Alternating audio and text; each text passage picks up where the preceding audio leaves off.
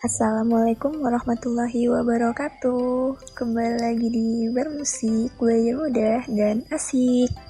Pada video pembelajaran part ketiga tentang klasifikasi tumbuhan, kita bakal bahas tentang spermatopita, yaitu tumbuhan berbiji.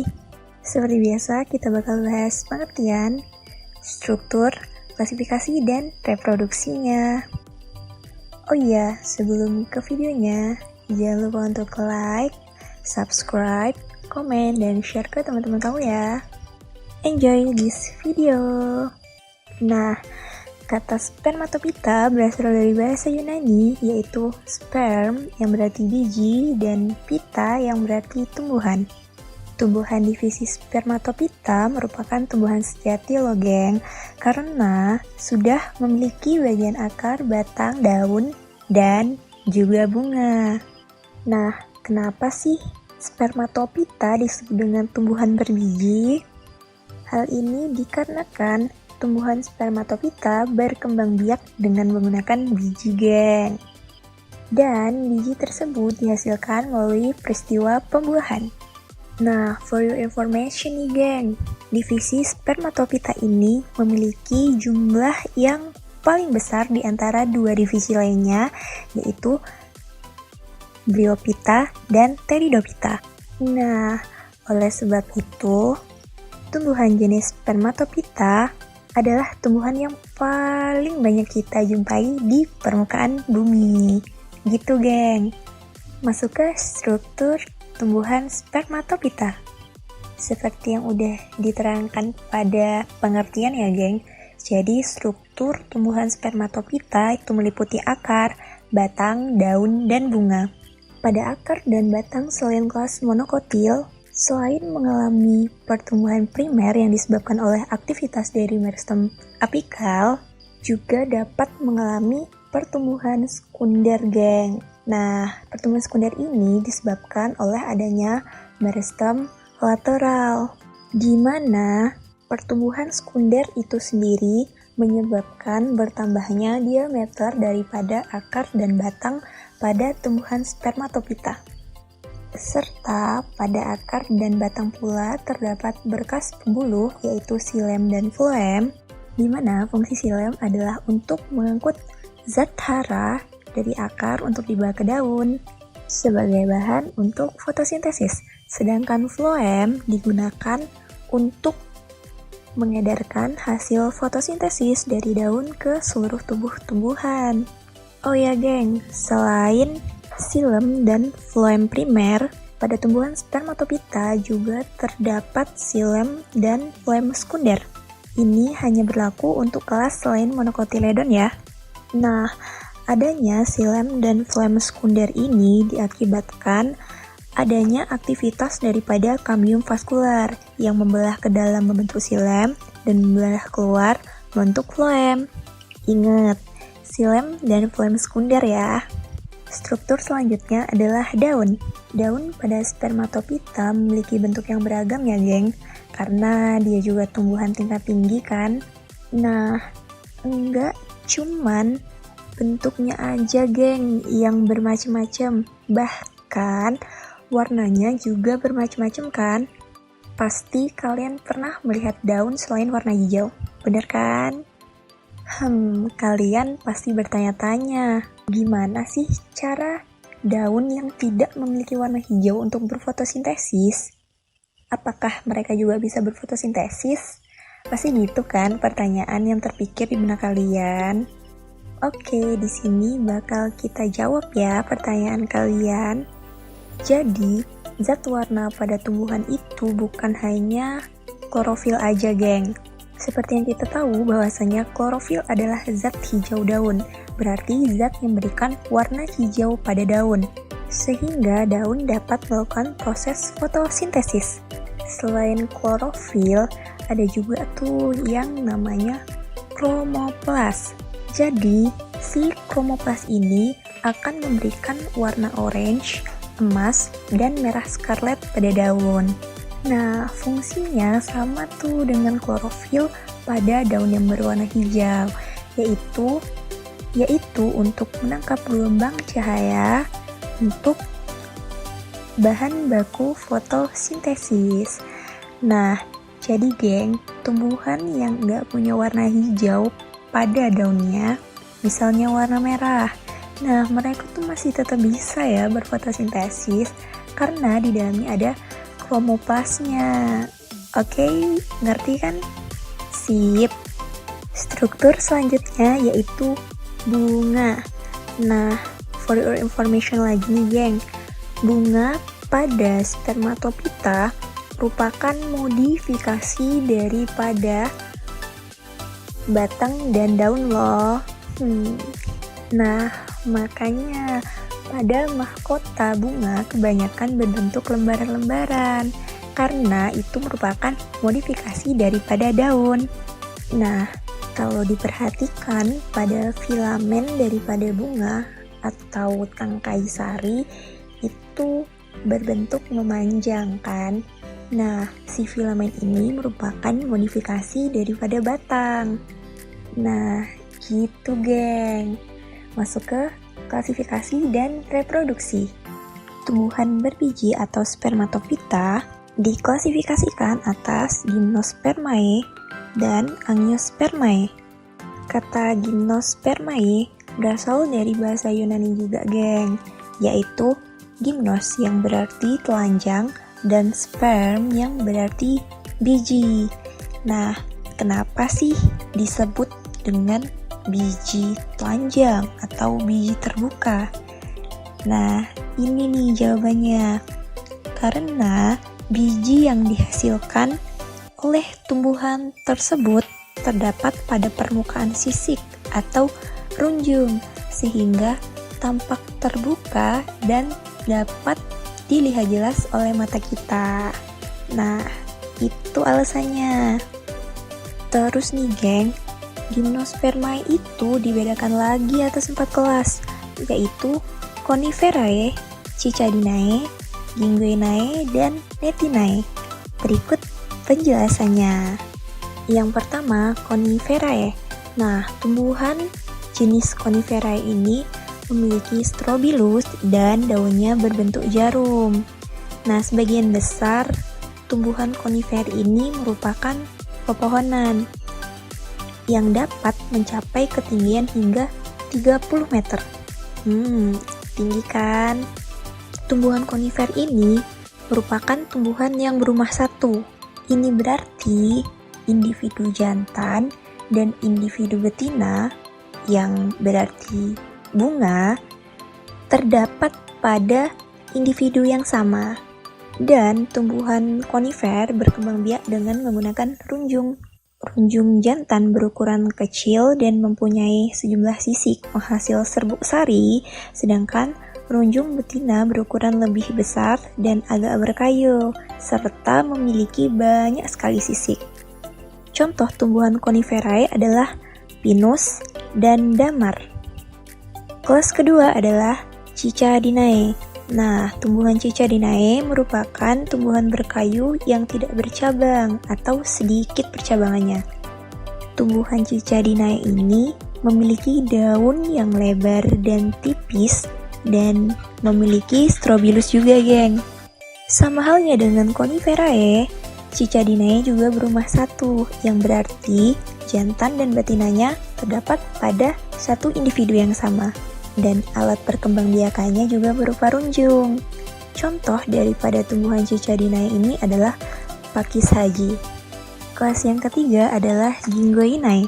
Ginguinae merupakan tumbuhan yang berumah dua. Ini berarti alat reproduksi jantan dan alat reproduksi betinanya berada pada individu yang berbeda.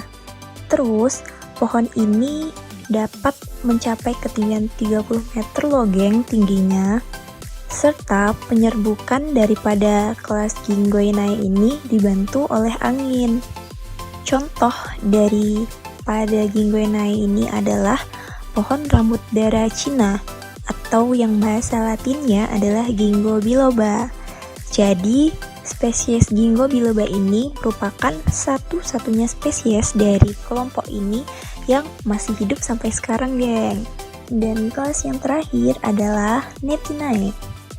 Netinae merupakan tumbuhan kayu yang bercabang. Dan biasanya nih geng, tumbuhan Netophyta adalah tumbuhan yang hanya dapat hidup pada daerah yang tropis. Kayak contohnya Indonesia ini. Contoh daripada tumbuhan Netophyta adalah melinjo. Tumbuhan Netophyta biasanya digunakan sebagai sumber bahan pangan geng. Kayak contohnya si melinjo tadi. Nah, kulit pada melinjo dapat digunakan sebagai emping, sedangkan daun melinjo yang masih muda dapat digunakan sebagai bahan sayuran. Kita masuk ke reproduksi dari tumbuhan Gymnospermae.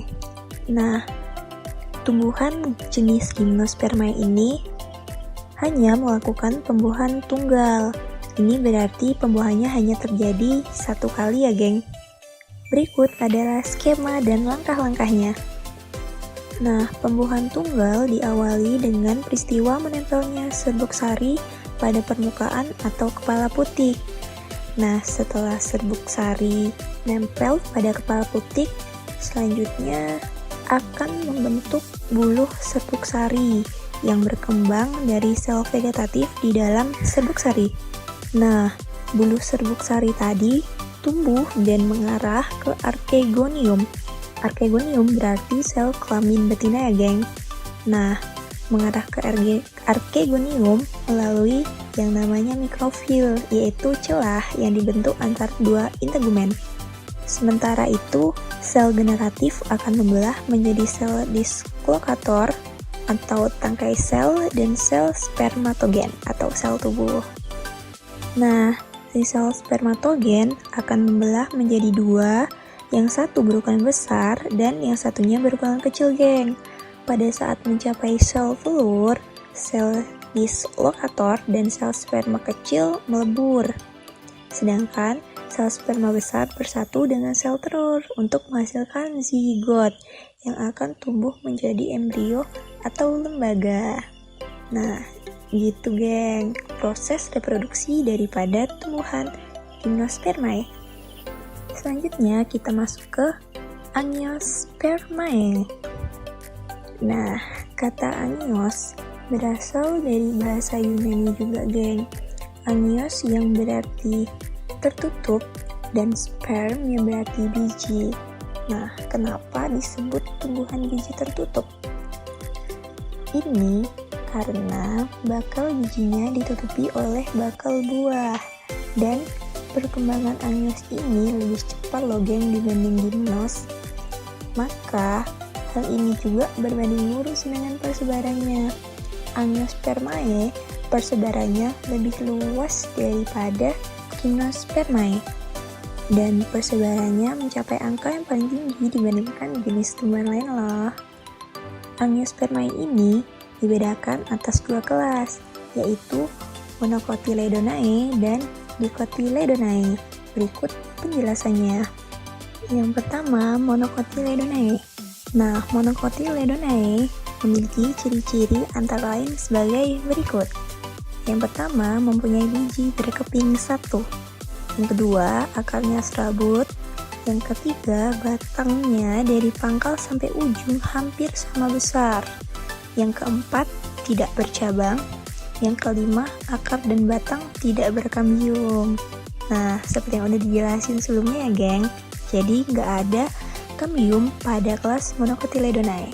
Nah, contoh daripada tumbuhan monokotil ini adalah famili daripada tumbuhan Poaceae atau Graminae. Contohnya kayak padi, jagung, dan umbi-umbian lainnya gitu. Kelas yang kedua adalah Dicotyledonae. Nah, Dicotyledonae mempunyai ciri-ciri sebagai berikut. Yang pertama, mempunyai biji dengan jumlah keping bijinya 2. Yang kedua, berakar tunggang. Yang ketiga, batang dari pangkal besar dan makin ke atas makin kecil geng. Yang keempat, batangnya bercabang-cabang. Yang kelima, akar dan batang mempunyai kambium yang diakibatkan adanya aktivitas meristem lateral dan kambium vaskular. Contohnya Pada suku Euphorbiaceae atau jarak-jarakan, suku kacang-kacangan, suku petai-petaian, dan lain sebagainya. Masuk ke reproduksi dari Angiospermae.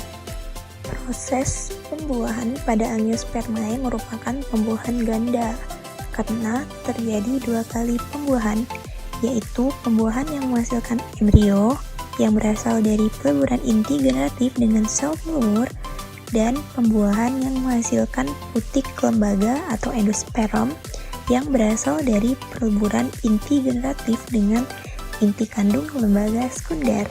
Berikut penjelasannya. Setelah serbuk sari jatuh ke kepala putik, kemudian serbuk sari berkecambah dan membentuk buluh sari. Nah, buluh sari tumbuh menuju mikrofil atau ruang bakal biji. Nah, inti sel serbuk sari di sini membelah menjadi 2. Yang besar dan di depan adalah inti vegetatif sebagai penunjuk jalan, kayak tour guide gitu, geng. Nah, dan yang kecil di belakang adalah inti generatif. Kemudian, inti generatif membelah menjadi 2.